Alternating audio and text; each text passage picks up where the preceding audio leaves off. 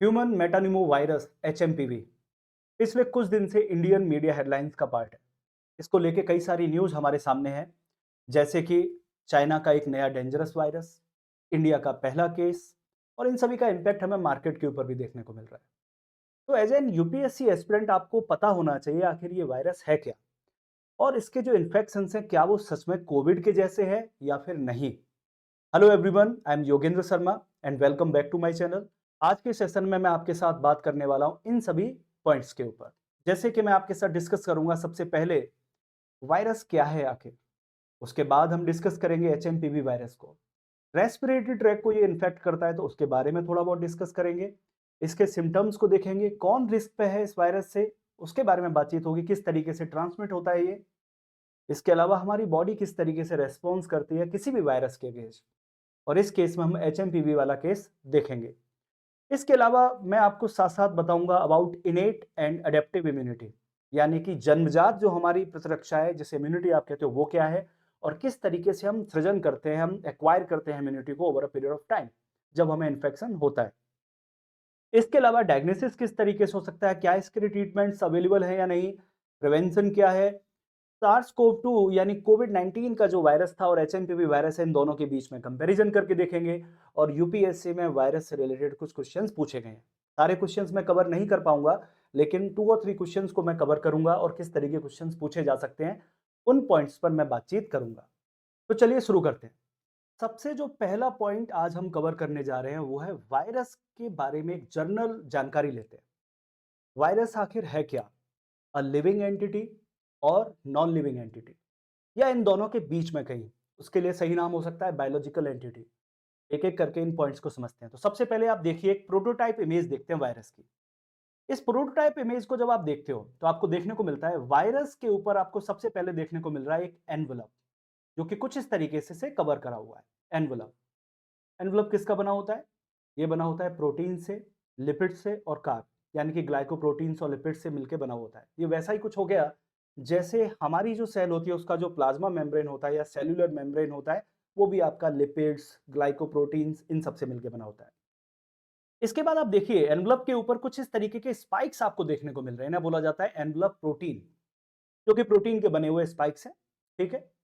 इसके बाद हम जैसे ही थोड़ा सा एनवलप के भीतर जाते हैं तो आपको देखने को मिलता है ये स्ट्रक्चर। इस स्ट्रक्चर को बोला जाता है कैप्सिड। कैप्सिड किसका बना हुआ है? प्रोटीन का बना हुआ है। ठीक है ना, ये भी किससे बना हुआ है? प्रोटीन से।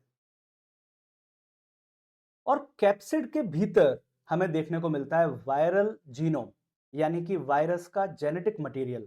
वो जेनेटिक मटेरियल आरएनए हो सकता है, वो जेनेटिक मटेरियल डीएनए भी हो सकता है। ठीक।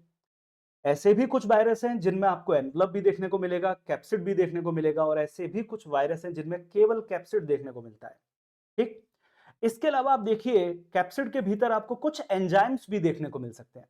कई सारे वायरस अपने साथ कुछ एंजाइम्स को लेके जाते हैं जिससे कि उनका रिप्लिकेशन होना पॉसिबल हो सके इनसाइड ऑफ लिविंग सेल। लेकिन कईयों के पास एंजाइम्स नहीं भी होते, तो दोनों केसेस ही हमें देखने को मिलते हैं। अब बात करते हैं वायरस क्या लिविंग एंटिटी है या नॉन लिविंग एंटिटी है। तो सबसे पहला पॉइंट, अगर इस पूरे सिनारियो को समझा जाए, वायरस को आप नॉन लिविंग भी बोल सकते हो, लिविंग भी बोल सकते हो, लेकिन दोनों क्राइटेरिया ही अलग अलग हैं। तो सही जो वर्ड रहेगा वो तो इसके लिए क्या रहेगा, वो आपका रहेगा बायोलॉजिकल एंटिटी। जो सही नाम रहेगा वो बायोलॉजिकल एंटिटी रहेगा, क्योंकि वायरस इज बिटवीन लिविंग और नॉन लिविंग। जैसे कि वायरस के स्ट्रक्चर को आप जब देख रहे हैं तो इसमें आपको कहीं पे भी सेल्यूलर स्ट्रक्चर नहीं देखने को मिल रहा है, न्यूक्लियस, सेल मेम्ब्रेन, साइटोप्लाज्म, ऐसी कोई भी चीज नहीं देखने को मिल रही, ऐसा कि आपको नॉन लिविंग में भी देखने को मिलता है। वायरस के अंदर ऐसे भी एंजाइम नहीं है जिनकी वजह से सेल्यूलर रेस्पिरेशन, एनर्जी प्रोडक्शन और एनर्जी कंजम्पशन देखने को मिले। ये भी एक नॉन लिविंग ऑब्जेक्ट की ही डिटेल है। इसके अलावा वायरस अगर आपका होस्ट के बाहर है, यानी मान लीजिए टेबल पे पड़ा हुआ है, आपका फर्श पे पड़ा हुआ है, तो वायरस की कोई वैल्यू नहीं है, वायरस कोई रिप्लिकेशन नहीं कर सकता। लेकिन वायरस जैसे ही किसी लिविंग होस्ट के अंदर जाता है, वायरस जैसे ही किसी लिविंग सेल के अंदर जाता है, virus started to replicate within the cytoplasm और इनसाइड ऑफ न्यूक्लियस। वो डिपेंड करता है वायरस ने किस पाथ को चूज किया है रिप्लिकेशन के लिए, यानी कि अपनी कॉपीज बनाने के लिए। तो जब भी लिविंग सेल के अंदर अगर वायरस चला गया, फिर आप देखिए वो रिप्लिकेशन भी कर रहा है, वो अपने जीन को एक्सप्रेस भी कर रहा है, अपने प्रोटीन्स जो भी हैं उन सभी को भी बना रहा है, अपने एनवलप को भी बना रहा है, अपने कैप्सिड को भी बना रहा है और अपनी कॉपीज बना के सेल से बाहर भी जा रहा है। ये सारे फीचर्स आपके लिविंग ऑब्जेक्ट्स के जैसे हो गए, लिविंग एंटिटी के जैसे हो गए। तो चूंकि इसमें दोनों ही हमें फीचर्स देखने को मिलते हैं, तो आप उसे ना तो लिविंग बोलोगे और ना ही नॉन लिविंग बोलोगे। उसके लिए सही वर्ड क्या रहेगा? Biological entity. ठीक है ना? अब देखिए, इसका जो जेनेटिक मटेरियल था, जो वायरल जीनोम था, वो आपको देखने को मिलता है कई वायरस के अंदर। आरएनए वायरस बोला जाता है कईयों को, जैसे कि कोविड वायरस, एचएमपीवी वायरस, या आरएनए वायरस। और वहीं पर कई सारे वायरस आपके डीएनए वायरस भी हैं। डीएनए और आरएनए आपने ह्यूमन सेल को जब आप स्टडी करते हैं, एनिमल सेल, प्लांट सेल, उन सब के अंदर आपने देखा होगा। जब आप डीएनए को देखते हो और आरएनए को देखते हो, आपको क्या देखने को मिलता है? डीएनए के अंदर आपको देखने को मिलता है डबल हेलिक्स स्ट्रक्चर, यानी कि आपको 2 न्यूक्लियोटाइड स्ट्रैंड्स देखने को मिलेंगे। वहीं पर जब आप आरएनए को देखेंगे तो आपको सिंगल न्यूक्लियोटाइड स्ट्रैंड देखने को मिलता है। आरएनए और डीएनए ये किससे मिलकर बने होते हैं? यहाँ पे देखने को मिलेगा आपको सुगर फॉस्फेट, उससे तो ये बैकबोन बनती है। जो हेलिकल स्ट्रक्चर वो आपका सुगर फॉस्फेट से बनता है। आरएनए में के अंदर होता है आपका राइबोस सुगर और वहीं पर डीएनए के अंदर होता है डीऑक्सीराइबोस। ठीक है, सुगर फॉस्फेट मिलकर बनाते हैं इस बैकबोन को। और इसके इनसाइड में जो आपको कलरफुल चीजें दिखाई दे रही हैं, इन्हें बोला जाता है न्यूक्लियो बेस या नाइट्रोजनस बेस। तो जब सुगर फॉस्फेट और न्यूक्लियो बेस मिल जाते हैं, उसी को बोला जाता है न्यूक्लियोटाइड। अब आप देखिए वायरस में आपको क्या देखने को मिलेगा। ऐसा भी हो सकता है सिंगल स्ट्रैंड आरएनए हो, ऐसे भी वायरस हैं जो सिंगल स्ट्रैंड वाले आरएनए, जैसा कि ये फिगर आपको यहां देखने को मिल रहा है। ऐसा भी हो सकता है कि डबल स्ट्रैंड आरएनए देखने को मिल जाए आपको। डबल स्ट्रैंड आरएनए का मतलब हो गया, जैसे आपको डीएनए दिखाई दे रहा है वैसा ही आरएनए हो, बस आरएनए और डीएनए में फर्क होता है। वो होता है नाइट्रोजनस बेस, यानी कि आरएनए में यूरेसिल होता है और वहीं पर डीएनए के अंदर आपका थायमिन देखने को मिलता है। इसके अलावा वायरस आपके डीएनए के अंदर भी सिंगल स्ट्रैंड डीएनए वायरस भी देखने को मिल सकते हैं और डबल स्ट्रैंड डीएनए वायरस भी देखने को मिलते हैं। तो ये चीज ध्यान रखना, ऐसा नहीं है कि केवल आरएनए वाले वायरस हैं या केवल डीएनए वाले वायरस हैं। RNA, DNA, single strand RNA, double strand RNA, single strand DNA and double strand DNA. अब एग्जाम के लिए कौन सा पार्ट इंपॉर्टेंट रहेगा? जो कोई भी वायरस न्यूज में बना हुआ है तो एटलीस्ट उसके बारे में हमें पता होना चाहिए। जैसे कोविड न्यूज में था, तो कोविड के बारे में आपको पता है वो एक आरएनए वायरस है। एचएमपीवी वायरस न्यूज में है, वो भी कैसा एक वायरस है? RNA virus. तो जब भी कोई वायरस या कोई भी इंफेक्शियस वायरस या कोई भी डिजीज न्यूज में स्प्रेड हो जाती है, तब आप उसी मोमेंट पर समझ लेना कि इसके जीनोम को भी हमें याद रखना है। ठीक है, अब अगले पॉइंट की तरफ चलते हैं। नेक्स्ट पॉइंट हम डिस्कस करते हैं about the HMPV virus. HMPV virus है वो क्या चीज है? तो सबसे पहला पॉइंट आपको समझना होगा, it's not a new virus. ये कोई नया वायरस नहीं है। It has been around over 60 year among us. इसने लगभग पिछले 50-60 साल से इंसानों को इन्फेक्ट किया है और बहुत सारी कंट्रीज में ये स्प्रेड होता है। और ये वायरस का जो स्प्रेड आपको देखने को मिलता है, वो देखने को मिलता है लेट विंटर्स और अर्ली स्प्रिंग, यानी कि जनवरी के आसपास। तो जो चाइना में आपको स्प्रेड देखने को मिल रहा है, मलेशिया में देखने को मिल रहा है, इंडिया में देखने को मिल रहा है, वो कोई नई बात नहीं है। ऐसा इससे पहले भी कई बार हो चुका है। तो जो मीडिया ने स्केयर मॉन्गरिंग बना दिया, जो डर का माहौल पैदा करा है, वो बिल्कुल भी सही नहीं है। और आपके सामने देखिए, डब्ल्यूएचओ ने भी ये चीज अभी 3 दिन पहले डब्ल्यूएचओ ने ट्वीट किया, रिपोर्ट निकाली, क्या बताया? HMPV is not a new virus.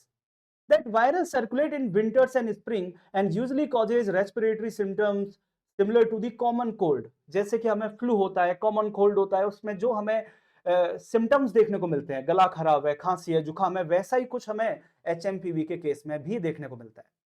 तो it's a very important part. अगर अचानक से आपके सामने ऐसा आ रहा है कि इट्स अ डेडली वायरस और कोविड आ गया दूसरा और लॉकडाउन होने वाला है, ऐसा बिल्कुल भी नहीं है। हर बार इसके केसेज हमें देखने को मिलते हैं। बट जो सबसे इंपॉर्टेंट पॉइंट हमें याद रखना है इसमें, वो क्या है? This virus was isolated first time in 2001। जो आइसोलेट किया गया और ये आइडेंटिफाई किया गया है, that was in 2001 in Netherlands. तो यहां आपको समझना होगा what is the meaning of isolation and identification. Isolation and identification का मतलब समझिए।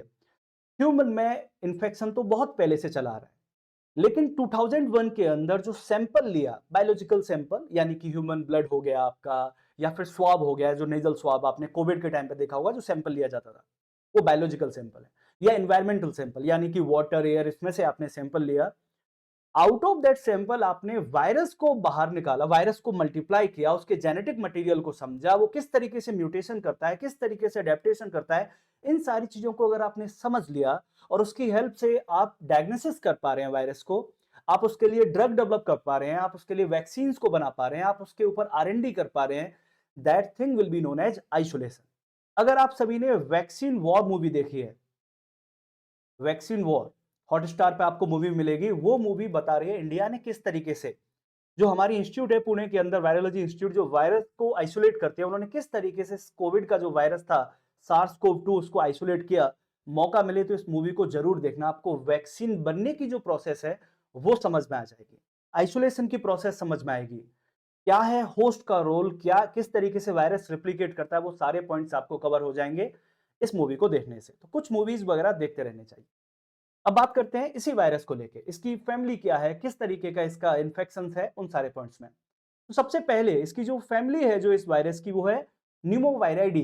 न्यूमोवायराइडी फैमिली वाले जो वायरस होते हैं वो रेस्पिरेटरी ट्रैक इन्फेक्शंस के लिए जाने जाते हैं।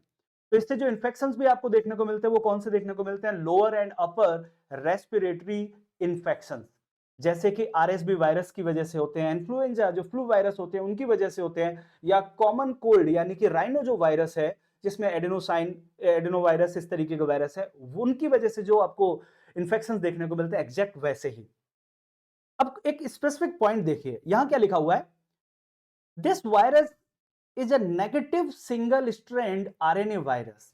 इसका मतलब जो इसका स्ट्रक्चर होगा वो कैसा होगा, सिंगल हेलिक्स वाला होगा, सिंगल हेलिक्स होगा जैसे कि आरएनए का होता है, ठीक है ना, कुछ इस तरीके से देखने को मिलेगा। और जो नाइट्रोजनस बेस है वो आपके आरएनए के अंदर जो होते हैं वो उस तरह के नाइट्रोजनस बेस देखने को मिलेंगे।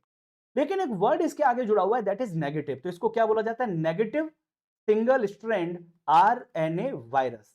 और वहीं पर कोविड वाला जो वायरस था वो क्या था, positive single strand RNA virus. तो बहुत डिटेल में नहीं जाते इसको, उसको बहुत ही ब्रीफली समझ लेते हैं कि क्या मतलब है इसका नेगेटिव और पॉजिटिव का। पॉजिटिव सिंगल स्ट्रैंड आरएनए जो वायरस होता है यानी कोविड वाला जो वायरस था, जैसे ही वो लिविंग सेल के अंदर गया यानी हमारी सेल्स में एंटर हुआ, एंटर होने के साथ ही हमारा साइटोप्लाज्म, हमारी बॉडी, हमारी सेल्स उसे रिकॉग्नाइज करते हैं just like a messenger RNA, और उसका ट्रांसलेशन कर देते हैं, यानी कि उसका रिप्लिकेशन भी हो जाएगा, उसकी मल्टीपल कॉपीज बन जाएंगी। यानी जो positive single strand RNA virus होते हैं उनका ट्रांसमिशन बहुत ईजी होता है, बहुत जल्दी वो सेल्स को इन्फेक्ट करते हैं। वहीं पर जो नेगेटिव वाला है, नेगेटिव वाले को पहले पॉजिटिव में कन्वर्ट होना होता है, उसके बाद उसका रिप्लिकेशन हमें देखने को मिलता है विद इन दी साइटोप्लाज्म, और या यहां पे भी होता है, ठीक है। तो यहां आपको देखने को मिलेगा जो एचएमपीवी वायरस है वो कैसा है, नेगेटिव सिंगल स्ट्रैंड आरएनए, यानी कि जब ये सेल के भीतर जाएगा, जब ह्यूमन सेल के भीतर जाएगा तो सबसे पहले ये नेगेटिव से किस में कन्वर्ट होगा, पॉजिटिव में, with the help of RNA dependent RNA polymerase enzyme. इस एंजाइम को अपने साथ लेके जाता है आरडीआरपी एंजाइम, उस एंजाइम की हेल्प से ये नेगेटिव सिंगल स्ट्रैंड आरएनए से कन्वर्ट हो जाता है positive single strand RNA. Then within the cytoplasm ये अपने आप को रिप्लिकेट करता है, अपनी प्रोटीन्स को बनाता है, अपने एनवलप्स को बनाता है, अपने कैप्सिड को बनाता है, और अपने पूरे स्ट्रक्चर को बना के अपनी कॉपीज को आउटसाइड ले जाता है सेल के। तो ये पॉइंट याद रखना, नेगेटिव सिंगल स्ट्रैंड आरएनए से कन्वर्ट होगा पॉजिटिव सिंगल स्ट्रैंड आरएनए, और उसके बाद अपनी कॉपीज को बनाएगा, ठीक है। तो कुछ इस तरीके का ये वायरस है।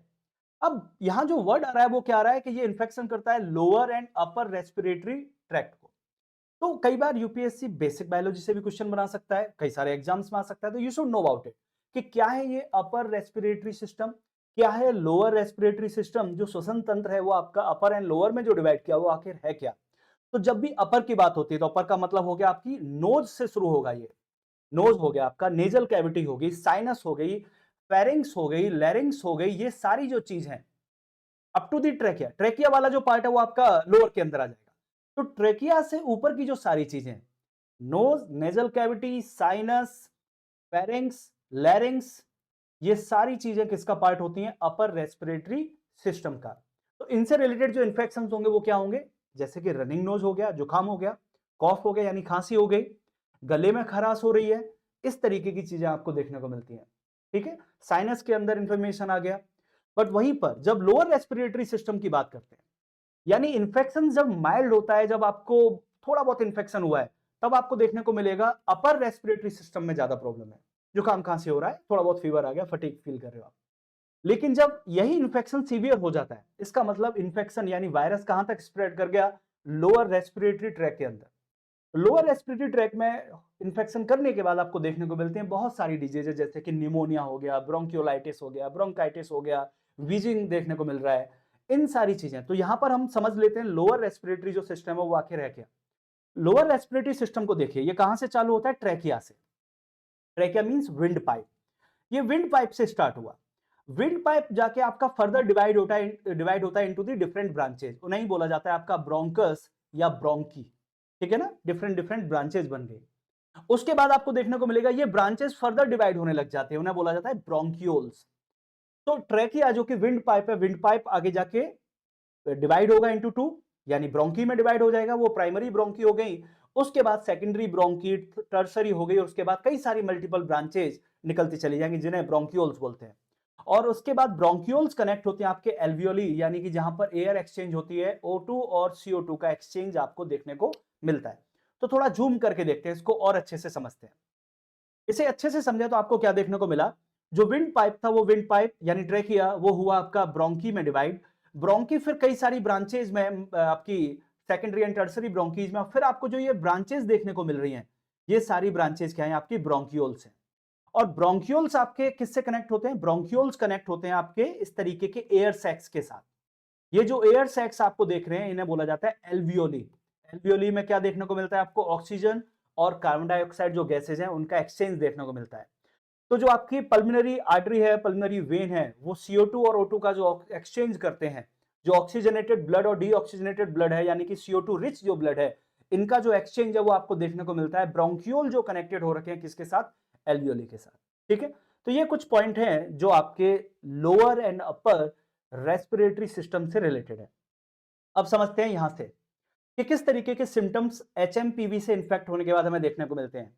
अगर माइल्ड सिम्टम्स हैं तो वो मैं ऑलरेडी आपको बता चुका हूं, जैसे कि रनिंग नोज, जुकाम हो गया, आपका कॉफ यानी खांसी हो गया, बुखार आ गया थोड़ा बहुत, गले में खराश है, थकान, इस तरीके की प्रॉब्लम। लेकिन अगर सिम्टम्स सीवियर है, इसका मतलब कहां पर प्रॉब्लम जा चुकी है, वो जा चुकी है प्रॉब्लम लोअर रेस्पिरेटरी सिस्टम के अंदर। तो आपको वीजिंग देखने को मिल सकती है। वीजिंग का मतलब क्या होता है, जब आप ब्रीथ कर रहे होते हैं तो आप एक आवाज भी सुनते हैं। छोटे बच्चों में आपने देखा होगा विसल की आवाज साथ में आती है ब्रीदिंग के साथ ही। इसके अलावा डिफिकल्टी इन ब्रीदिंग देखने को मिल सकती है, हाइपोक्सिया कंडीशन देखने को मिल सकती है, ऑक्सीजन की कमी हो जाए, इसका मतलब एल्वियोली के अंदर आपकी स्वेलिंग है, इन्फ्लेमेशन देखने को मिलती है, ब्रोंकियोलाइटिस हो सकती है, ब्रोंकाइटिस हो सकती है, निमोनिया देखने को मिल सकता है। तो इन सारे पॉइंट्स में से खास करके समझ लेते हैं ब्रोंकियोलाइटिस, ब्रोंकाइटिस एंड निमोनिया को। ठीक है, आखिर ये है क्या, बैक्टीरियल इन्फेक्शन की वजह से भी हो सकते हैं, वायरल इन्फेक्शन की वजह से भी हो सकते हैं। ठीक है, तो इनको ध्यान से देखते हैं क्या है। तो जब कभी भी ब्रोंकियोलाइटिस या ब्रोंकाइटिस की बात होती है तो आप समझना, अगर ब्रोंकी जो है यानी ट्रेकिया जैसे ही डिवाइड हो रहा है, जो आपका ट्रेकिया है वो डिवाइड हो रहा है यहां पर, अगर उसके अंदर आपका स्वेलिंग है, इन्फ्लेमेशन आ गया, यानी ब्रोंकी के अंदर आपका म्यूकस फिल हो गया, उसे बोला जाता है ब्रोंकाइटिस।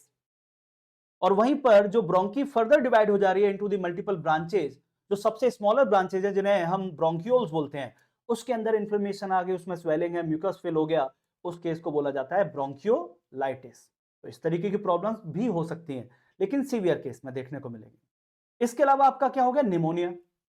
निमोनिया का मतलब क्या है, लंग्स में या तो किसी एक सिंगल लंग्स के अंदर या दोनों के अंदर ही जो आपके एयर सैक्स हैं, जिन्हें एल्वियोली बोला जा रहा है, जो कि ब्रोंक्यूल से कनेक्टेड होते हैं, जहां पर ऑक्सीजन और CO2 का एक्सचेंज होता है, ऑक्सीजनेटेड और डीऑक्सीजनेटेड ब्लड आपस में गैसेज को एक्सचेंज करते हैं, उसके अंदर फ्लूइड फिल हो जाए, उसके अंदर म्यूकस आ गया, उसके अंदर स्वेलिंग है, बिकॉज ऑफ दैट आपको देखने को मिलेगा ब्रीदिंग में प्रॉब्लम होगी, हाइपोक्सिक कंडीशन हो सकती है, ऑक्सीजन का लेवल कम हो जाए ब्लड के अंदर। तो ये कंडीशन आपको जो देखने को मिलती है उसे बोला जाता है निमोनिया। तो ये सारे केसेस आपको देखने को मिलते हैं अगर सीवियर केस है, सीवियर इन्फेक्शन हो गया HMPV का। अगला पॉइंट आता है, हु इज एट रिस्क, किसको सबसे ज्यादा इन्फेक्शन होने का चांस है। तो एक पॉइंट यहां पर समझिए, less than 5 and greater than 65, यानी जो यंग चाइल्ड हैं, जो यंग चाइल्ड हो गए जिनकी एज 5 साल से कम है, या बुजुर्ग लोग हैं जो एल्डरली हैं, जो 65 से ज्यादा के हैं, उन लोगों में इन्फेक्शन का रिस्क भी ज्यादा है। अगर यंग हेल्दी कोई पर्सन है, उसके अंदर HMPV जो आपका वायरस हो गया, RSV वायरस हो गया, फ्लू वायरस हो गया, कॉमन कोल्ड वायरस हो गया, वो हो भी जाते हैं और ठीक भी हो जाते हैं, पता भी नहीं लगता। लेकिन अगर बहुत छोटा है कोई, या एज ज्यादा हो गई है, या फिर वीक इम्यूनिटी है किसी की, किसी को क्रोनिक डिजीजेस लगातार चली आ रही है, HIV वन ऑफ देम, या ट्यूबरकुलोसिस जैसी प्रॉब्लम देखने को मिल रही है, या किसी का ट्रांसप्लांट हुआ है, organ transplant, and because of that that person live on the immunosuppressants. अगर कोई ऐसी मेडिसिन चल रही है जिसकी वजह से इम्यूनिटी सप्रेस करी हुई है, उस केसेस को बोला जाता है वीक इम्यूनिटी केस। उसकी उस केस के अंदर भी ये वायरस सीवियर इन्फेक्शन कर सकता है। तो आप और हम जैसे जो यंग लोग हैं, उनमें तो आपको क्या देखने को मिलेगा, मतलब जो मोर देन 5 और लेस देन 65 है, उनमें आपको देखने को मिलेगा माइल्ड सिम्टम, हुआ और ठीक हो जाएगा विद इन 4 और 5 डेज। हाँ, अगर बहुत छोटा बच्चा है, एज ज्यादा है, इम्यूनिटी कॉम्प्रोमाइज्ड है, उस केस में आपको सीवियर भी देखने को मिल सकता है। लेकिन ऐसा नहीं है कि सीवियर का मतलब डेथ होगी, नहीं, बहुत कम है इसकी मोर्टेलिटी की जो रेट है। ठीक है, चलिए अब बात करते हैं किस तरीके से इसका ट्रांसमिशन होता है। तो आप सिम्टम्स को समझ चुके हैं, अब हम ट्रांसमिशन की बात कर लेते हैं। एग्जैक्ट जस्ट लाइक अ कोविड वायरस या फ्लू वायरस या कॉमन कोल्ड कैसे होती है। कॉमन कोल्ड होने का रीजन देखिए, आप कोई भी इन्फेक्टेड पर्सन अगर आपके पास में स्नीजिंग कर रहा है, कफिंग कर रहा है, खांसी है, छींक है उसको, तो वाया एयर ड्रॉपलेट्स आप उसे इनहेल कर सकते हैं। तो एक जो इसका स्प्रेड होने का जो तरीका होगा वो क्या हो गया, इन्फेक्टेड पर्सन के अगर आप पास हैं तो उसकी खांसी या छींक से आप एयर ड्रॉपलेट्स की फॉर्म में इनहेल कर सकते हैं। या दूसरा तरीका क्या हो सकता है, आपने किसी कंटेमिनेटेड सरफेस को टच कर लिया, आपने हाथों को नहीं धोया और आप उससे अपने फेस, नोज या माउथ को टच कर रहे हैं, then as a resultant virus will enter into our body. तो यही वो दो केसेस हैं। जो ट्रांसमिशन का तरीका है वो एग्जैक्ट वैसा है जैसे कि पुराने हमारे जो वायरसेस थे उनमें हमें देखने को मिला। अब बात करते हैं इसके बाद हमारी बॉडी किस तरीके से रेस्पॉन्स करती है वायरस को। बहुत ही इंपॉर्टेंट पॉइंट है, यहां से आपको इम्यूनिटी के बारे में भी समझ में आएगा, किस तरीके से इम्यूनिटी काम करती है। ध्यान से सुनिएगा इसे, ठीक है, किस तरीके से बॉडी बिहेव करती है जब वो वायरस बॉडी में एंटर कर जाता है। तो वायरस एयर ड्रॉपलेट से कहां चला गया, इन अवर रेस्पिरेटरी सिस्टम। नोज से एंटर करा, माउथ से एंटर करा, लेकिन हमारे रेस्पिरेटरी सिस्टम के अंदर जा चुका है। रेस्पिरेटरी सिस्टम के अंदर हमें क्या देखने को मिलता है, जब आप ट्रैकिया को देखते हैं, ठीक है ना, ट्रैकिया को देखते हैं या फिर आप ब्रोंकी को देखते हैं, ब्रोंकियोल्स को देखते हैं, इन सभी के अंदर होती है इनर लाइनिंग। इनके अंदर एक इनर लाइनिंग सेल्स होती है जिन्हें बोला जाता है एपिथेलियल सेल्स। तो सबसे पहले वायरस अगर हम इनहेल कर गए, वायरस को इनहेल होने के बाद वायरस हमारा जो रेस्पिरेटरी ट्रैक है उसकी जो इनर लाइनिंग की एपिथेलियल सेल्स है उनके साथ अपने आप को अटैच करता है, उनके साथ अपने आप को क्या करता है, अटैच करता है। अब यहां पर एक पॉइंट समझना, कोई भी सेल होती है तो सेल की टॉप जो सरफेस होती है मेम्ब्रेन, उस पर इस तरीके के सेल रिसेप्टर्स होते हैं, ठीक है ना, क्या बोला जाता है उन्हें, सेल रिसेप्टर्स। वायरस अपने एनवलप प्रोटीन्स का यूज करता है इन सेल रिसेप्टर से अपने आप को अटैच करने के लिए। तो हर वायरस के लिए अलग अलग हो सकते हैं, जैसे कोविड का जो वायरस था उसके लिए ACE2 रिसेप्टर था, ACE2, ACE2, जो कि यूपीएससी प्रीलिम्स 2021 के अंदर क्वेश्चन भी था कि ACE2 आपको न्यूज के अंदर देखने को मिल रहा है, वो आखिर है क्या। वो हमारी सेल पर अवेलेबल सेल रिसेप्टर है जिसकी हेल्प से कोविड वायरस हमारी सेल में एंटर करता है। तो ऐसे ही जो एपिथेलियल सेल लाइंस हैं उनकी सरफेस के ऊपर भी कुछ ग्लाइकोप्रोटीन्स है, उन प्रोटीन की हेल्प से एचएमपीवी वायरस उन सेल्स के अंदर एंटर कर जाता है, जो कि कुछ इस तरीके से देखने को मिलेगा। मान लीजिए यह आपका एचएमपीवी वायरस, एचएमपीवी वायरस का जो एनवलप है उसको पे आपको इस तरीके के बहुत सारे प्रोटीन्स देखने को मिलते हैं, उन्हीं में से एक प्रोटीन है जिसे बोलते हैं जी प्रोटीन, एनवलप का प्रोटीन है। और यहीं पर हमारी जो रेस्पिरेटरी एपिथेलियल सेल्स हैं उनके ऊपर एक प्रोटीन होती है जिसे बोला जाता है ग्लाइकोप्रोटीन, जो सेल रिसेप्टर्स ही हैं, उनके साथ ये जी प्रोटीन क्या करती है, एक बॉन्ड क्रिएट करती है और इसकी हेल्प से ये सेल के अंदर एंटर करेगा। अब यहीं से एक कॉन्सेप्ट आता है, उसे बोला जाता है एंटीजन कॉन्सेप्ट। एंटीजन शुरू में मैं आपको बता नहीं पाया, एंटीजन ये वर्ड के ऊपर यूपीएससी में क्वेश्चन भी पूछा हुआ है, आखिर एंटीजन है क्या। एंटीजन को समझना, ऐसा सबस्टेंस, अ सबस्टेंस जिसको हमारी बॉडी रिकॉग्नाइज करती है as a foreign substance, and as a resultant of that our immunity trigger, हमारी इम्यूनिटी एक्टिव हो जाती है। फॉरेन सबस्टेंस समझ रही है, तो वो क्या हो सकता है, अब जैसे कि ये वायरस है, वायरस की सरफेस के ऊपर क्या है, ये आपकी प्रोटीन है बहुत सारी, ठीक है ना।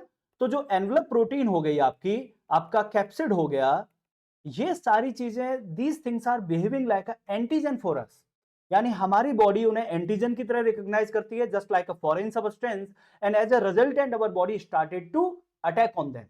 हमारी इम्यूनिटी एक्टिव हो जाती है, हम उसके अगेंस्ट में एंटीबॉडीज बनाते हैं, हमारी WBC अटैक करती हैं और एनिमिलेट करते हैं इस तरीके की प्रॉब्लम्स को। तो ये पॉइंट याद रखना, एंटीजन का मतलब क्या हो गया, फॉरेन सबस्टेंस जिसको हमारी बॉडी फॉरेन समझ रही है, and at the same time our body is going to trigger immunity. ठीक, सो वायरस ने रेस्पिरेटरी एपिथेलियल जो सेल्स है उनके साथ अपने आप को अटैच किया। अटैच करने के बाद अब क्या होगा इसके बाद, वायरस ये रहा, वायरस ने अपने आप को सेल रिसेप्टर से अटैच किया। अटैच करने के बाद होगी एंडोसाइटोसिस, यानी कि सेल के भीतर की एंट्री। वायरस भीतर गया, भीतर जाने के बाद वायरस अपने एनवलप को ओपन कर देगा, अपने कैप्सिड को ओपन कर देगा, और वायरस रिलीज करेगा, जो एचएमपीवी वायरस है वो क्या रिलीज करेगा, नेगेटिव सिंगल स्ट्रैंड आरएनए को, और साथ में क्या रिलीज करेगा, RNA dependent RNA polymerase enzyme. ये वाला जो एंजाइम आपके ऊपर लिखा हुआ है, ये enzyme negative single strand RNA को कन्वर्ट करेगा into positive single strand RNA, और आपको देखने को मिलेगा साइटोप्लाज्म के भीतर ही, within the cytoplasm HMPV virus अपना रिप्लिकेशन करेगा with the help of our ribosome. Ribosome के ऊपर भी एक बार क्वेश्चन आया था यूपीएससी में कि प्रोटीन सिंथेसिस फैक्ट्री का क्या है आपके पास, वो है राइबोसोम। ठीक है ना, एंडोप्लाज्मिक राइबोसोम हो गया, या आपका आरआरएनए आप उसे बोल लीजिए। तो हमारे ही जो सेल की मैकेनिज्म है जीन को एक्सप्रेस करने की, उसी मैकेनिज्म को हैक करेगा एचएमपीवी, और हैक करने के बाद ही अपनी असेंबली बनेगा, अपनी मल्टीपल कॉपीज को बनाएगा। देन उसके बाद आपको देखने को मिलेगी एक्सोसाइटोसिस, यानी वायरस सेल से बाहर निकलेगा दूसरी सेल्स को इन्फेक्ट करने के लिए।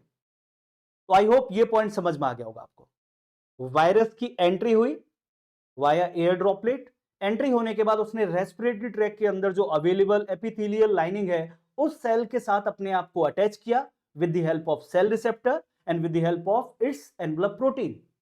अटैच करने के बाद एंडोसाइटोसिस हुई, यानी सेल के भीतर गया, अपने एनवलप को ओपन कर दिया, and with the help of enzyme अपने नेगेटिव सिंगल स्ट्रैंड आरएनए को कन्वर्ट किया in positive single strand RNA, और उसके बाद हमारे ही सेल्यूलर मैकेनिज्म का यूज करते हुए विद इन दी साइटोप्लाज्म इसने अपनी मल्टीपल कॉपीज बनाई। देन उसके बाद हुई एक्सोसाइटोसिस, यानी कि सेल से बाहर आ गया वायरस। कई वायरस ऐसे भी होते हैं जो न्यूक्लियस के अंदर अपनी कॉपीज बनाते हैं। कई वायरस जो डीएनए वाले होते हैं वो अपने डीएनए को इंटीग्रेट करते हैं हमारे डीएनए में, उसके बाद DNA replication, transcription and translation, ये सारी प्रोसेस हमें देखने को मिलती है। तो आई होप ये वाला पॉइंट क्लियर हो गया होगा। अब आते हैं अगले वाले।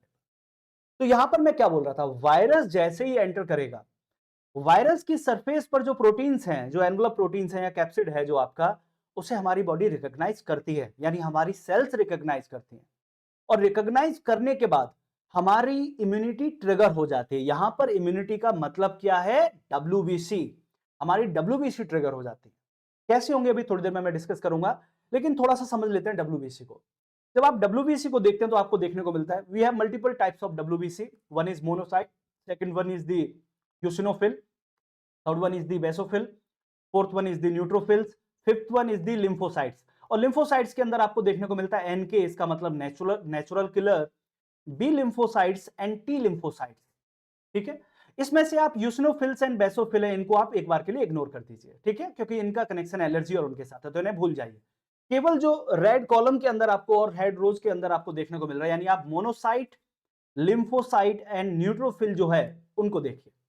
यह है आपकी जो एक्चुअल इम्यूनिटी है, जो डिफेंड करती है हमें पैथोजन से, वायरस से, बैक्टीरिया से, फंगस से, पैरासाइट से। और यहां पे भी आपको ध्यान से देखना होगा, जो न्यूट्रोफिल है और जो मोनोसाइट्स हैं, ये डायरेक्ट लड़ने जाती हैं अगेंस्ट दी वायरस, बैक्टीरिया, इन सब से। खास करके बैक्टीरिया को ये बैक्टीरियल सेल को घेर लेती हैं, एनगल्फ कर जाती हैं, फैगोसाइटोसिस दिखाती है और खत्म कर देती हैं। फैगोसाइटोसिस का मतलब होता है कंज्यूम कर जाना, एनगल्फ कर जाना।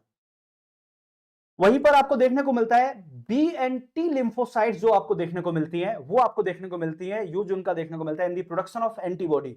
और एंटीबॉडी भी वायरस को और एंटीजन को खत्म करती है। एंटीबॉडी का काम होता है एंटीजन को रिकॉग्नाइज करना और अपने आप को बाइंड कर देना विद एंटीजन, और उसके बाद बाकी की जो डब्ल्यूबीसी है वो उनको एलिमिनेट कर देते हैं, खत्म कर देती हैं। तो वन बाय वन हम इन्हीं सब डब्ल्यूबीसी के बारे में बातचीत करने जा रहे हैं कि अब हमारी बॉडी क्या करने वाली है। तो यहां तक आपको समझ में आ गया, वायरस की एंट्री से लेके हम वायरस के एग्जिट तक बात कर चुके हैं, और इसी दौरान हमारी इम्यूनिटी ट्रिगर होने वाली है, because our cell is going to recognize the various antigen कि ये कोई फॉरेन सबस्टेंस है। और क्या करने वाली है body, one by. So our body is going to fight at two level, one is innate and second one is the adaptive. Adaptive को आप एक्वायर्ड भी बोलते हैं। इनेट का मतलब होता है जन्मजात, अडेप्टिव का मतलब होता है सृजन किया है, जिसका आपने आफ्टर इन्फेक्शन, आपने एक्वायर किया है इन्फेक्शन के बाद। तो जब कभी भी कोई इम्यूनिटी डेवलप होती है आफ्टर द इन्फेक्शन, उसको बोला जाता है अडेप्टिव एक्वायर्ड इम्यूनिटी। वो आपकी एक्टिव भी हो सकती है, यानी कि इन्फेक्शन हुआ और बॉडी ने एक्वायर कर लिया इम्यूनिटी को, and it could be passive, दोनों तरीके की देखने को मिल सकती है। It could be natural, it could be artificial. अगर आप नेचुरली वायरस से इन्फेक्ट हो रहे हैं तो नेचुरल हो गया और उसके बाद इम्यूनिटी बना रहे हैं, और वहीं पर आर्टिफिशियल का मतलब क्या हो गया, वैक्सीन के थ्रू वायरस को आपकी बॉडी में पहुंचाया जा रहा है, उसके बाद बॉडी आपकी एडेप्टिव एक्वायर्ड इम्यूनिटी को एक्वायर कर रही है। ठीक है, इनेट का मतलब ये तो सबके लिए है, तो वापस से समझना, our body is going to response with the two mechanism, innate mechanism and adaptive. Innate का मतलब जनरल, आपको चाहे वायरस बॉडी में एंटर करे, बैक्टीरिया एंटर करे, फंगस करे, कुछ भी एंटर करे, कोई भी फॉरेन एंटीजन आएगा, उसके बाद हमारी बॉडी में कुछ ऐसी चीजें हैं जो अपना काम करेंगी, उसे बोला जाता है इन जनरल इम्यूनिटी यानी कि इनेट। बट इन्फेक्शन के बाद जो इम्यूनिटी बनती है उसे बोला जाता है एक्वायर्ड इम्यूनिटी यानी कि अडेप्टिव इम्यूनिटी। वो आपकी एक्टिव हो सकती है, पैसिव हो सकती है, नेचुरल हो सकती है, आर्टिफिशियल हो सकती है, उसकी डिटेल में नहीं जाते। ठीक है, अब देखते हैं अगला। तो इनेट में क्या देखने को मिलेगा आपको, वायरस ने रेस्पिरेटरी जो एपिथेलियल सेल्स थी उनको इन्फेक्ट कर दिया, सेल्स को पता लगा कि समथिंग इज डिफरेंट, कुछ तो दूसरी चीज हो रही है, and as a resultant cell started to release signal protein, इन्हें बोला जाता है cytokines. And here we have two cytokines, one is the chemokines and second one is the interferon. तो यहां पर हो क्या रहा है, रेस्पिरेटरी ट्रैक की जो सेल्स हैं, जैसे ही वो इन्फेक्ट हुई, उन्होंने वायरस की कॉपीज बनाए, then they started to release signal proteins, and signal proteins के अंदर they will started to release the chemokines and interferon. इनका काम होता है हमारी इम्यून सेल्स को यानी डब्ल्यूबीसी को ये बताना कि ये पर्टिकुलर सेल इन्फेक्ट हो चुकी है। यानी रेस्पिरेटरी सेल्स ने जो प्रोटीन को जनरेट किया, उन सिग्नल प्रोटीन्स ने वो हमारे ब्लड में गई, ब्लड में मूव होने के बाद, हमारे बॉडी फ्लूइड्स में मूव होने के बाद, उन्होंने सिग्नल्स भेजना चालू कर दिया हमारी इम्यून सेल्स को यानी हमारी डब्ल्यूबीसी को। उन्होंने हमारी डब्ल्यूबीसी को बताया कि इंफेक्शन हो चुका है। तो ये काम करती हैं infected cell with the help of signal protein. और जैसे डब्ल्यूबीसी को पता चलेगा तो न्यूट्रोफिल जो कि फर्स्ट लाइन डिफेंस है, जो सबसे पहले लड़ने के लिए पहुंचती है, वो पहुंचेगी। मोनोसाइट्स, और मोनोसाइट्स जब ब्लड से इंफेक्टेड टिश्यू के भीतर एंटर कर जाते हैं तो उन्हें बोला जाता है मैक्रोफेजेज, में कन्वर्ट हो जाएंगी और they will start to fight against the virus bacteria. इसके अलावा in lymphocyte we have a natural killer cell, बीओटी थोड़ा सा अलग होते हैं, बीओटी और नेचुरल किलर सेल में थोड़ा फर्क है। नेचुरल किलर डायरेक्ट लड़ने जाता है इनेट के रूप में, इसलिए आप देखोगे neutrophils, macrophages and natural killer को मैंने यहां पर मेंशन किया हुआ है। ये सब जाएंगे अब अटैक करने के लिए जो वायरस है आपका जो बाहर आ रहा है through the process of exocytosis. उसके अलावा जब इनेट रेस्पॉन्स आ जाएगा, देन उसके बाद स्टार्ट होगा आपका अडेप्टिव रेस्पॉन्स, एक्वायर्ड रेस्पॉन्स। इस रेस्पॉन्स में आपको देखने को मिलेगा B cells and T cells यानी कि बी और टी लिम्फोसाइट्स, एन के नहीं, बी और T lymphocyte, they will started to create antibodies. Mainly ये बी सेल्स हैं वो एंटीबॉडी क्रिएट करते हैं, टी सेल्स हेल्प करती हैं उसके अंदर। एंटीबॉडीज प्रोड्यूस करेंगे, एक आर्मी बना देंगे एंटीबॉडी की, और वो एंटीबॉडी एंटीजन को रिकॉग्नाइज करेंगे यानी कि वायरस को रिकॉग्नाइज करेंगे। ठीक है, वायरस को रिकॉग्नाइज करने के बाद उसको बाइंड करेंगे और उसको वहीं पर कंट्रोल कर लेंगे इन्फेक्शन को। And at the same time adaptive के अंदर आपको देखने को मिलेगा बी और टी अपनी मेमोरी सेल्स भी बना लेती हैं फ्यूचर के लिए, कि अगर ये वायरस या इनसे मिलता जुलता कोई भी एंटीजन हमारी बॉडी में एंटर करेगा तो then they are start going to destroy it. तो ये किस तरीके से होता है उसे समझते हैं। ठीक है ना, तो वन बाय वन हम देखते हैं कि क्या क्या हो रहा है। सबसे पहले देखिए, सबसे पहले मैं आपको बताने जा रहा हूं इनेट रेस्पॉन्स के बारे में। इनेट रेस्पॉन्स, मान लीजिए ये वाली जो सेल है वो आपकी रेस्पिरेटरी एपिथेलियल सेल है जिसके अंदर वायरस ने अपनी मल्टीपल कॉपीज को बना लिया, और वो क्या कर रहा है, एक्सोसाइटोसिस यानी सेल से बाहर आ रहा है और सेल के भीतर भी जा रहा है। ये दोनों चीज देखने को मिल रही है। सेल ने रिकॉग्नाइज करा इसे एज एन एंटीजन, और उसके बाद उन्होंने क्या जनरेट करे, कई सारे सिग्नल प्रोटीन जिन्हें बोला जाता है साइटोकाइंस यानी कि chemokines and interferons. Chemokines and interferons blood में और बाकी जो बॉडी फ्लूइड्स है, लिम्फ फ्लूइड्स है, उनके अंदर मूव होने लगे।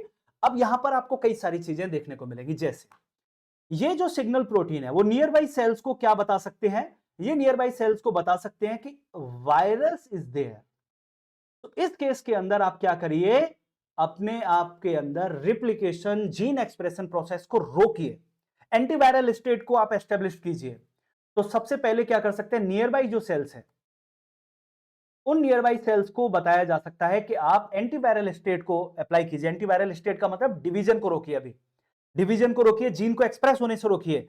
अगर सेल का जीन एक्सप्रेस नहीं होगा, दैट मींस वायरस भी अपने आप को एक्सप्रेस नहीं कर पाएगा, क्योंकि मैकेनिज्म ही रुक गई। तो ये भी एक केस हमें देखने को मिलता है इनेट। दूसरा क्या देखने को मिल सकता है, ये सिग्नल भी जा सकता है कि now it's time to do apoptosis. Apoptosis के ऊपर यूपीएससी में क्वेश्चन आया हुआ है। अपोप्टोसिस को पूछा गया, अपोप्टोसिस का मतलब होता है नेचुरल डेथ। जब सेल को ऐसा लगता है कि कुछ गड़बड़ हो गया, डीएनए के अंदर कुछ गड़बड़ हो गया, या म्यूटेशन देखने को मिल रहा है, या वायरल इंफेक्शन देखने को मिल रहा है, and signal proteins are there, उस केस के अंदर, सेकंड केस के अंदर सेल अपनी डेथ कर सकती हैं। उसकी वजह से फटीग और इस तरीके का फील भी होता है, तो ऐसा भी देखने को मिल सकता है। और तीसरा सिनेरियो जो कि ऑलरेडी मैं आपको बता चुका हूं, neutrophils, monocytes, natural killer cells, इन सबको एक्टिवेट किया जा सकता है with the help of signal protein. कि वायरल का इंफेक्शन हो चुका है, आइए फिर ये वाले cells throughout the body move करेंगे, ब्लड के अंदर, वेरियस फ्लूइड्स के अंदर, और जहां जहां पर भी वायरस होंगे उन्हें डिस्ट्रॉय करने की कोशिश करेंगे, उन्हें एनगल्फ कर जाएंगे, उनके डिफरेंट डिफरेंट पार्ट्स कर देंगे। तो ये आपको देखने को मिलेगा इनेट रेस्पॉन्स।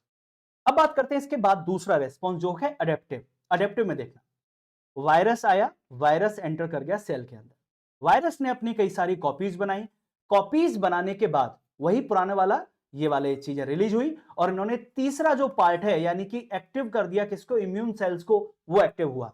ठीक है, यहां पर एक इम्यून सेल है जिसका नाम है मोनोसाइट।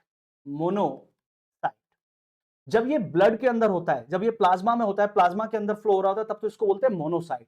और जैसे ये रेस्पिरेटरी टिश्यूज के अंदर चला गया, उस मोमेंट पर इसका नाम क्या हो जाएगा, मैक्रोफेज। ठीक है, ये वायरस को रिकॉग्नाइज करेगा। और ये देखिए, ये जो हो रहा है, ये क्या हो रहा है, आपका एनगल्फ हो रहा है। फैगोसाइटोसिस देखने को मिल रही है, आपकी जो पैथोजन है, जो आपका वायरस है, उसे एनगल्फ किया जा रहा है और उसे कंज्यूम कर लिया जा रहा है। ये इसने क्या करा, उसे कंज्यूम कर लिया, वायरस को ही कंज्यूम कर लिया।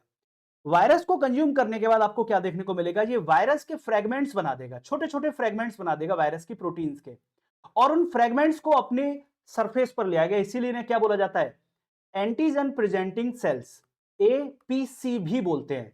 तो जो आपके मैक्रोफेजेस होते हैं उन्हें एपीसी, एंटीजन प्रेजेंटिंग सेल, यानी जिन वायरस को इसने एनगल्फ किया, उनको इसने डिफरेंट डिफरेंट पार्ट्स के अंदर ब्रेक कर दिया, और उसी वायरस के एनवलप प्रोटीन वाला हिस्सा या कैप्सिड वाला कोई हिस्सा, उस प्रोटीन को उसने अपनी सरफेस पर ले आया। जैसे ही सरफेस पर आएगा, उसके बाद होगा आपका adaptive response. Adaptive adaptive response are two type, one is HIR and second one is the CMIR। क्या है ये, HIR means humoral immune response and CMIR means cell mediate immune response। मतलब ये है, HIR को रन करता है आपका B सेल और CMIR को रन करता है आपका T सेल। BOT सेल का मतलब BOT लिम्फोसाइट। तो अब क्या होगा, जैसे ही मैक्रोफेज ने वायरस के किसी हिस्से को, वायरस के किसी प्रोटीन को अपनी सरफेस पर रखा, जस्ट लाइक एंटीजन, उसको रिकॉग्नाइज कर लेगा T helper cell. T helper बोला जाता है उससे, ठीक है ना, टी हेल्पर, हेल्प करने वाला। यानी लिम्फोसाइट के अंदर टी और बी तो अलग हैं, लेकिन उसके अलावा we also have a T helper cell. Helper cell ये इंफॉर्मेशन किसको भेजेगा, ये इंफॉर्मेशन फॉरवर्ड की जाएगी बी सेल्स को, और यही इंफॉर्मेशन फॉरवर्ड की जाएगी टी सेल्स को, हेल्पर सेल के द्वारा बी और टी सेल्स को ये फॉरवर्ड की जाएगी। अब बी सेल यहां पर क्या करेंगे, बी सेल इसके लिए बनाएंगे वो एंटीबॉडी की एक आर्मी, एंटीबॉडी बना देंगे, antibodies with the help of plasma. इसे ही बोला जाता है ह्यूमरल इम्यून रेस्पॉन्स, जहां पर आपको with the help of T helper cell, B lymphocyte make antibodies army with the help of plasma to destroy those antigen जिनके लिए ये बना है।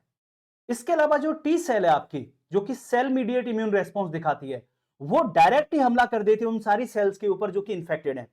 ये सारी सेल्स के ऊपर हमला कर देगी जो कि वायरल इंफेक्टेड है। ये उन सेल्स के अंदर साइटोटॉक्सिन प्रोटीन रिलीज करेगी and it will going to destroy it. ये कैंसर सेल के ऊपर भी हमला करती हैं। तो साइटोटॉक्सिन टी सेल का बड़ा रोल है इंफेक्टेड वायरल सेल्स को डिस्ट्रॉय करने में और कैंसरस सेल को डिस्ट्रॉय करने में।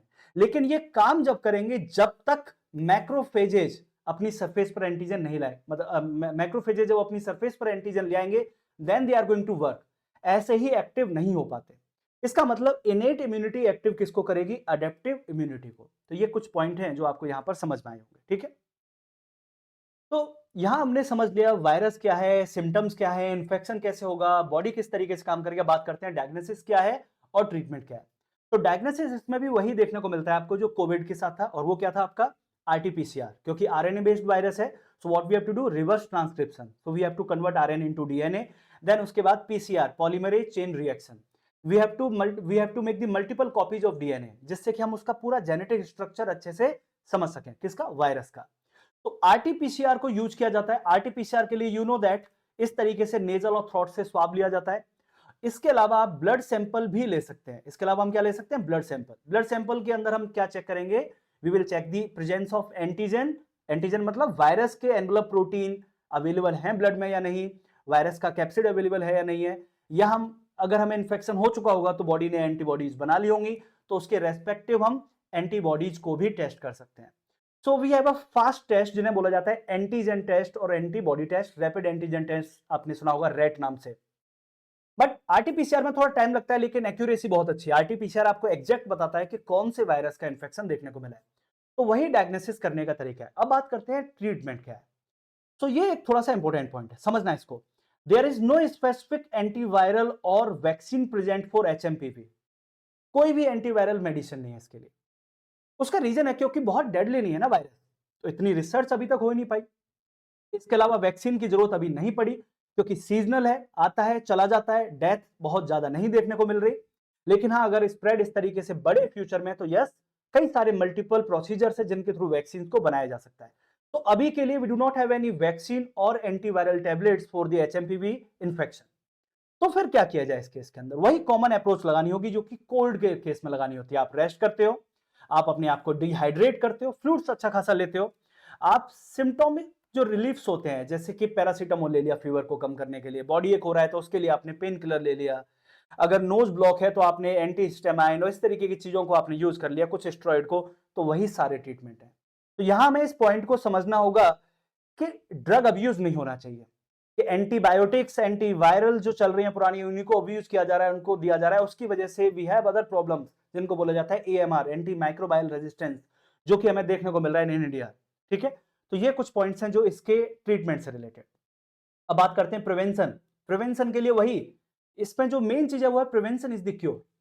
क्या चीज जो कोविड के टाइम पर आपने देखे थे, हैंड वॉश करना, मास्क को पहनना, अपने फेस और नोज को, मतलब अपना जो माउथ है और नोज है उसे कवर करना, सोशल डिस्टेंसिंग को मेंटेन करना, बहुत ज्यादा जो भीड़भाड़ वाली जगह उन पे अभी जाने से बचना, वरना सीजनल है, इन्फेक्ट हो सकते हैं। तो वही सारे इसके प्रिवेंशन के तरीके हैं। ठीक है, लास्ट पॉइंट की तरफ जाते हैं और कंपैरिजन करते हैं एचएमपीवी एंड सार्स-कोव-2। ये कंपैरिजन बहुत इंपॉर्टेंट है, तो ध्यान से देखना है इस कंपैरिजन को, ठीक है ना। सबसे पहला, मॉर्टेलिटी रेट, डेथ कितनी देखने को मिल रही है, तो एचएमपीवी के केस में तो लेस देन 1% है, 0.5 0.6%। और उसमें भी किस में, जो वनरेबल ग्रुप है उसके अंदर, यानी कि बहुत ही स्मॉल जो चाइल्ड है और ओल्डर पीपल हैं या फिर वीक इम्यूनिटी वाले लोग हैं। लेकिन कोविड के साथ ऐसा नहीं था। कोविड की जो मॉर्टेलिटी रेट थी वो 2 to 3% थी, और वो भी वेरी करती थी according to age. Old people में बहुत ज्यादा देखने को मिली, वो 5% तक गई। तो मॉर्टेलिटी रेट कम है, मृत्यु दर कम है इस केस के अंदर। अब बात करते हैं किसको इन्फेक्ट करता है, रिस्क पे कौन है। You already know that HMPV में आपको देखने को मिलेगा छोटे बच्चे, old people and weak immunity वाले। कोविड में ऐसा नहीं था, कोविड सबको इन्फेक्ट करता था, बच्चों को भी, बूढ़ों को भी, जवान लोगों को भी, सबको इन्फेक्ट करता था। एंड अब बात करते हैं ट्रांसमिशन। ट्रांसमिशन का तरीका जो है वो वही है जो कोविड वाला था, लेकिन कोविड और एचएमपीवी में समझना, कोविड हाईली ट्रांसमिबल है, बहुत तेजी से वाया एयर ड्रॉपलेट मूव करता है, एंड बॉडी में पहुंचने के बाद it is going to attach very fast with the ACE2 receptor, और फटाफट से, क्योंकि इसके पास पॉजिटिव, इसके पास क्या है, पॉजिटिव सिंगल स्ट्रैंड आरएनए, और इसके पास है negative single strand RNA. Positive single strand RNA जैसे ही सेल के अंदर पहुंचता है, जैसे ही लिविंग सेल के अंदर जाता है, तो साइटोप्लाज्म में जाते ही वो क्या करते थे, रेप्लिकेशन, तो बहुत तेजी से अपनी कॉपीज बनाता है, बहुत तेजी से ये मूव करता है। एंडोसाइटोसिस और एक्सोसाइटोसिस फास्ट देखने को मिलते हैं। सो ट्रांसमिबल जो नेचर है वो इसका ज्यादा है इन केस ऑफ सार्स-कोव-2। एचएमपीवी के केस में वो भी आपको नहीं देखने को मिलता। इसका मतलब डर की जो सारी बातें हैं, जो स्केयर मॉन्गरिंग की जा रही है मीडिया की तरफ से, वैसा कुछ है नहीं। तो what we have to do, जो हेल्थ डिपार्टमेंट्स हैं, मिनिस्ट्रीज हैं, उन्हें काम क्या करना चाहिए, उन्हें प्रोएक्टिव रोल करना चाहिए, जिसकी वजह से we have to stop the misinformation जो अचानक से फैल गई। लॉकडाउन आने वाला है, सब कुछ बंद हो जाएगा, डेंजरस वायरस, ये और वो। तो यहां पर प्रोएक्टिव रोल जरूरी है। रोल किसको करना है? वो आपको डिपार्टमेंट्स को भी करना है, मिनिस्ट्री को भी करना है, सिविल सोसाइटी को भी करना है, सिविल सर्वेंट्स को भी करना है, और मीडिया के लिए क्लियर गाइडलाइंस होनी चाहिए कि जो रियलिटी है वही उनको बतानी है, एग्जेजरेट नहीं करनी just for the click bait. तो दीज आर द पॉइंट। अब कुछ क्वेश्चंस को करते हैं जो यूपीएससी में इससे रिलेटेड आए। पहला क्वेश्चन देखिए, क्वेश्चन आपसे पूछा क्या गया, which one of the following statement best describes the role of B lymphocytes and T lymphocytes in the human body? 2022 के अंदर ये क्वेश्चन आपसे पूछा गया, बेसिक बायोलॉजी का क्वेश्चन बन गया। अगर देखा जाए बीओटी का रोल क्या होता है, वो होता है अडेप्टिव, अडेप्टिव रोल होता है इसका, अडेप्टिव इम्यूनिटी वाला, ठीक है ना। क्या प्रोड्यूस करते हैं ये? एंटीबॉडीज, किसके अगेंस्ट में? पैथोजन के अगेंस्ट में। और टी सेल्स डायरेक्ट अटैक करते हैं with the help of cytotoxin. तो आप सारे ऑप्शंस को देखेंगे तो आपको जो डी ऑप्शन देखने को मिलेगा वो में क्या मिलेगा? They protect the body from disease caused by the pathogen. जब भी हमें इन्फेक्शन होगा, so after that infection, after the innate immunity, हमें रेस्पॉन्स देखने को मिलता है इन अडेप्टिव इम्यूनिटी, और वो रेस्पॉन्स किसकी वजह से होता है? B cells and T cells की वजह से। So answer will be D. अगले क्वेश्चन को देखिए, 2013 में आपसे ये क्वेश्चन पूछा गया, which of the following statement is correct? Number 1, virus lack enzymes necessary for the generation of energy, and that statement is correct. That's why it's a non-living. इसके पास वो एंजाइम्स नहीं जिससे ये रेस्पिरेशन कर सके। जैसे हमारे केस में आपको क्या देखने को मिलता है? We have a number of enzymes जिनकी हेल्प से भी प्रोड्यूस एनर्जी करेंसी, जिसे एडेनोसाइन ट्राइफॉस्फेट बोलते हैं, एटीपी। लेकिन वायरस में इस तरीके के कोई भी एंजाइम नहीं है। That's why they need host, that's why they need living cells. तो first statement is correct. Virus can be cultured in any synthetic medium. यहां पर मामला गड़बड़ हो गया, फर्स्ट स्टेटमेंट और सेकंड स्टेटमेंट एक दूसरे के काउंटर हो गए। पहला स्टेटमेंट बोल रहा है कि वायरस के पास एनर्जी प्रोड्यूस करने वाले एंजाइम ही नहीं है, वायरस अपनी कॉपीज खुद ब खुद नहीं बना सकता। लेकिन दूसरा क्या कह रहा है? सिंथेटिक मीडियम, यानी लैब के अंदर वायरस को कल्चर किया जा सकता है। That's a wrong statement. Virus को कल्चर करने के लिए what we need live cell. आपको क्या चाहिए? एक लिविंग सेल चाहिए। वो एनिमल की हो सकती है, प्लांट हो सकता है, बैक्टीरिया हो सकता है, फंगस हो सकता है, कुछ भी हो सकता है। Within the cell you could culture virus. तो सेकंड स्टेटमेंट इज रॉन्ग। और इससे ही मिलता जुलता एक क्वेश्चन आया था 2021 के अंदर, वो क्वेश्चन शायद मैं देखूंगा, अभी मैंने रखा हुआ है नहीं, एग्जैक्ट यही वाला जो स्टेटमेंट है, इसी स्टेटमेंट को एग्जामिनर ने कुछ इस तरीके से यूज किया, which of the following could be cultured in the synthetic medium? Plant cell, animal cell, bacteria, fungus और वायरस, इस तरीके के ऑप्शंस थे। तो वायरस को आप नहीं कर सकते सिंथेटिक मीडियम में, वायरस नीड लिविंग सेल। बाकी सबको क्या चाहिए? दे नीड मीडियम, उसके बाद वो ग्रो होने लग जाएंगे। So second statement is wrong. Third, viruses are transmitted from one organism to another by the biological vector only। ये ओनली ने गड़बड़ कर दिया। कैसे? बायोलॉजिकल वेक्टर का मतलब जैसे डेंगू वायरस या चिकनगुनिया, वहां पर मॉस्किटो का जो रोल है वो बायोलॉजिकल वेक्टर है, क्योंकि virus with in the vector है। तो जब हमें वो बाइट करते हैं उसके बाद वायरस का ट्रांसमिशन देखने को मिलता है। But virus could also be transmit by the means of mechanical vector, यानी कोई इंसेक्ट है उसकी बॉडी पे अटैच हो रखा है वायरस, जैसे फ्लाइज है उनके जो फीट है उनके साथ वायरस अटैच हो रखा है, कोई कंटेमिनेटेड सरफेस है उस पर आपने हाथ लगाया, वो कोई बायोलॉजिकल वेक्टर थोड़ी है, वायरस ऐसे पड़ा हुआ आपने टच करा और माउथ में चला गया। तो second statement is wrong and third statement is also wrong, क्योंकि थर्ड में बायोलॉजिकल वेक्टर की वजह से ये गलत हो गया। बायोलॉजिकल वेक्टर, मैकेनिकल वेक्टर और कंटेमिनेटेड सरफेस, कहीं से भी वायरस मूव कर सकता है from one place, one person to the another person. तो answer will be one only. Now come to the last question, which of the following statement is correct?